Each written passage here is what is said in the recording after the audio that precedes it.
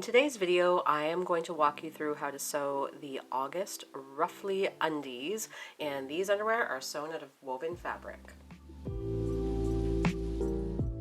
When choosing fabric for this project, pick something that is lightweight and loosely woven.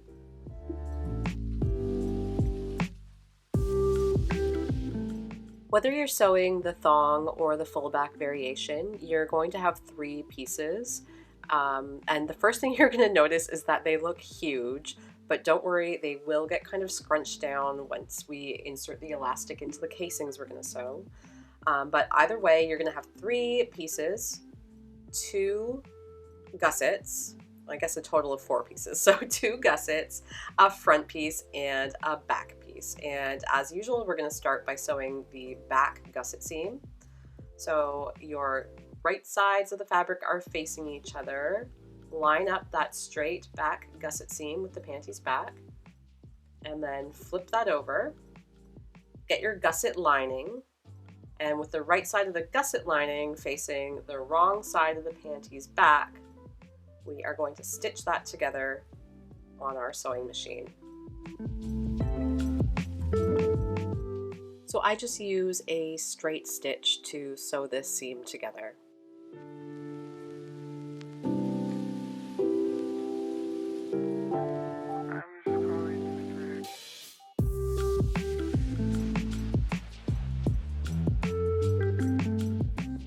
To reduce bulk at the gusset seam, I recommend grading your seam allowance. And what that means is you're basically going to trim each layer of your seam allowance so that they get progressively longer. So my first layer, I'm trimming back so it's about 1/8 of an inch away from my stitching line. And then I separate the next layer and I'm going to trim it back so it's just a little bit longer than that first layer. And then you can leave your final layer at the original length.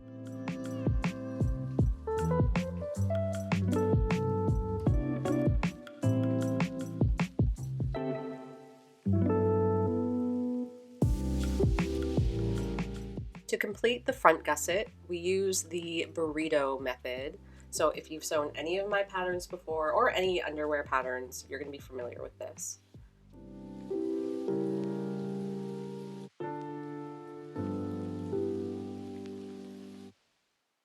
So just carefully roll your panties back in towards that sewn gusset seam. Get your panties front. Align that gusset seam. And then bring your gusset lining up and over so that your front and back are now sandwiched between your 2 layers.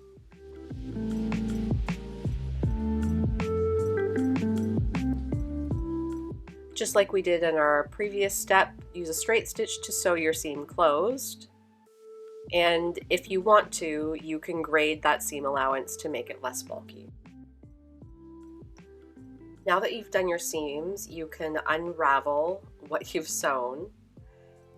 And you can see our seam allowance is now encased between our gusset and gusset lining. So we've got a seam-free finish on the inside and the outside.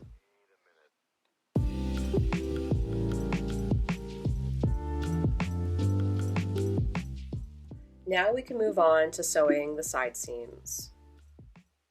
So with the right sides of the fabric facing each other, place each side seam together and move over to your sewing machine, and we can stitch these both closed. After finishing these seams on your sewing machine, I would recommend finishing the raw edges with either a serger or a zigzag stitch.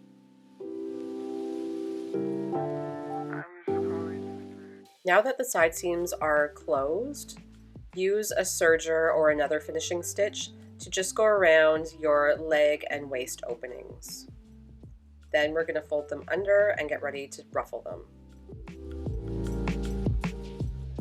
After finishing the edges, fold under your edge by 5/8 of an inch, and using a 5/8 of an inch seam allowance, you're going to sew that bottom hem of your elastic casing. And make sure when you get to the end that you leave a gap where you will insert the elastic. So just use your fingers as you sew along to kind of work out any creases and make sure you're maintaining that 5/8 of an inch seam allowance. If you're using a slightly wider elastic, then you might need to use a deeper seam allowance. It does get tricky going around corners and that kind of thing. So if you're working on curved areas and you're really struggling, you can always run some basting stitches along that outside edge of your seam. And remember, when you get to the end, to leave a gap where you can insert your elastic later.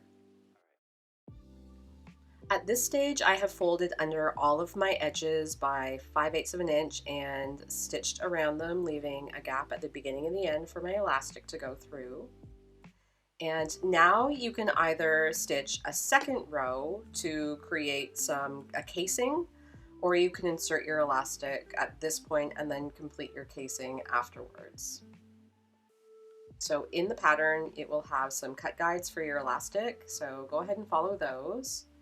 The way I like to insert my elastic is to attach a safety pin.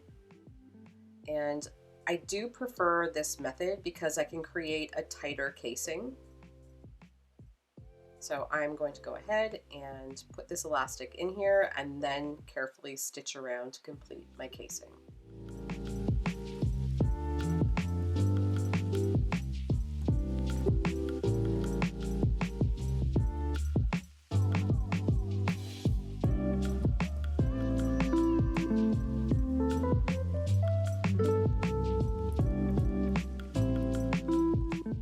When your elastic is inserted into the casing, just sew it together using about a 1/2 inch seam allowance or so. And make sure you back tack over it quite a few times to really secure it. With your elastic stitched into a loop, you can just make sure that it gets evenly put inside of that casing that you've made. And make sure that that seam will fit up inside the casing. So now you want to make sure that your elastic gets pushed down towards that stitching line so that you can stitch close to the elastic but not on it. And again, I prefer this method of doing it so that I can get a nice tight casing. If I were to make the casing first, like finish this second stitching line and then put the elastic in, I always really struggle to get the elastic in there. I just find this to be easier in the long run. So it's really important that while you're stitching, you use your fingers to feel along where that elastic is. Because you can't see it, you really need to use your sense of touch. So you can see in the video here how I'm using that finger to feel where the elastic is so that I make sure I don't stitch over it.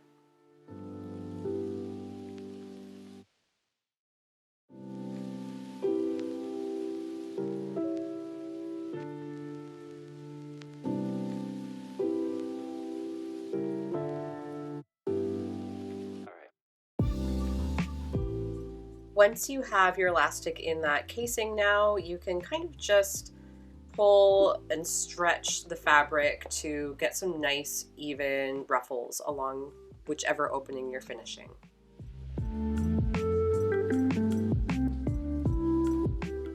And now you're going to repeat that process on your other 2 openings. So we have to complete our waist and 2 legs.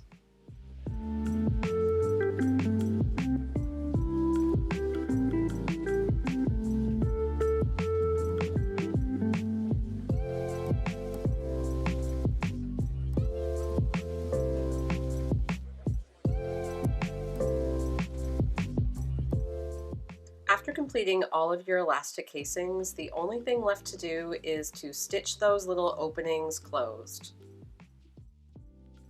And here is the finished project. I think they're super cute and super flattering and perfect for using up scraps of woven fabrics.